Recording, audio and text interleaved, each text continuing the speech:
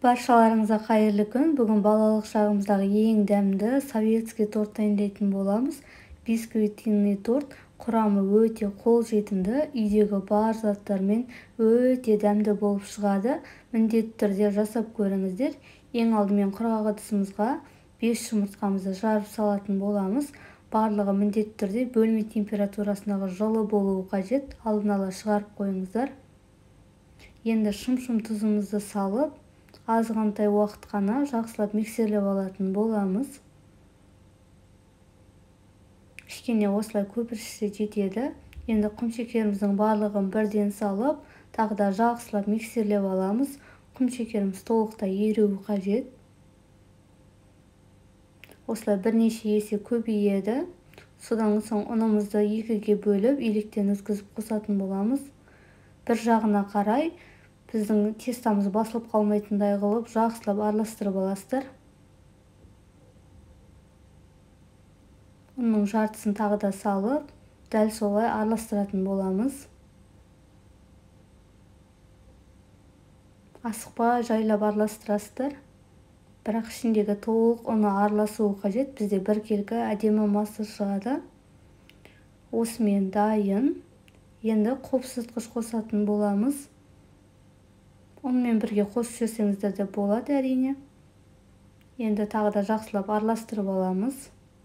Алдын ала пештеріңіз міндетті түрде қыздырып, дайындап қойыңыздар. Енді осындай противенімізге май жағып, немесе пергамент қағаз төсеп, енді тестамызды құятын боламыз. Барлық шетін осылай лопаткамен бірдей тегіс етіп алған дұрыс. Немесе домалақ формаға да пісіруге болады. Енді қызып тұрған пешімізде 180 градуста пісіретін боламыз. Пештің бетін мүлде ашпайсыздар. Енді біздің бисквитіміз піскенше крем дайындаймыз. Осында газға қоятын ыдысымызға 1 жұмыртқа және де құмшекер салып, сүт құямыз. Барлығын жақсылап араластырып аласыздар. Толықтай араласуы қажет.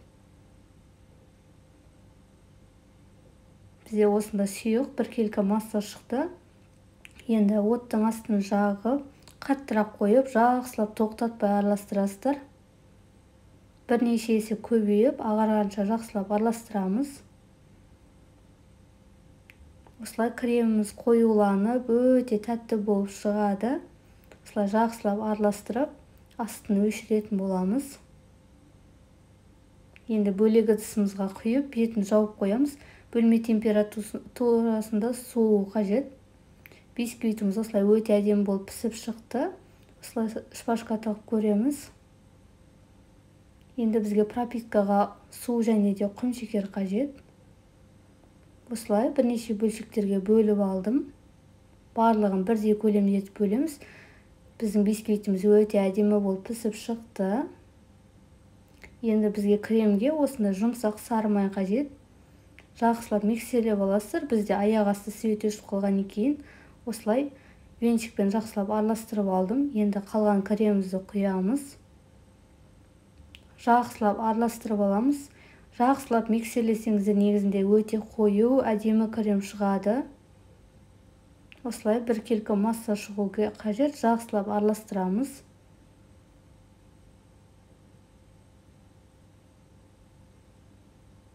Осымен креміміз дайын. Осында қалған шетін блендерден өткізіп аласыздар. Енді пропитка дайындайтын боламыз. Осылай үшке бөліп, барлық шетіне құйып шығатын боламыз. Сонда бисквитіміз өте әдемі болып шығады. Енді кремді үшке бөліп аламыз. Бізге арасына жағуға және де бетіне, жанына бөлек қажет. Енді осылай тестаның арасына жап шығатын боламыз.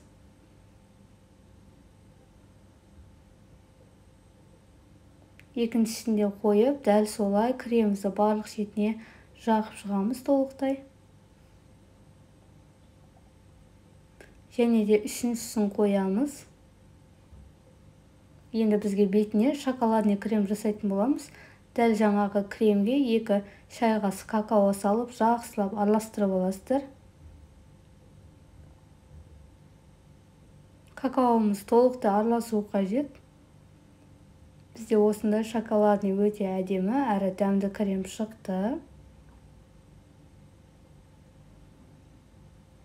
Осы кремді енді бетіне жағып шығатын боламыз. Бетіне және де жанына.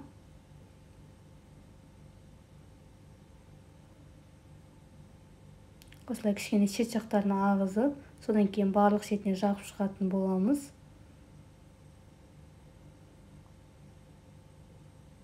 Енді жаңағы майдаланған шетін жапсырып шығатын боламыз. Осында кремді ақ түрінде қолдансаңыздар болады. Немесе үйіңізде краска болса, кез келген осы тортқа арналған әртүрлі түсте қолдана берсеңіздер болады. Менде осында қызыл краска бар. Соны қосып, жақсылап араластырып алдым. Осында розовый әдемі болып шықты. Бетін енді өз қалауыңызға сәндейсіздер. Орех, конфеттер, немесе осында кокосовый стружкамен сәндесеңіздер болады.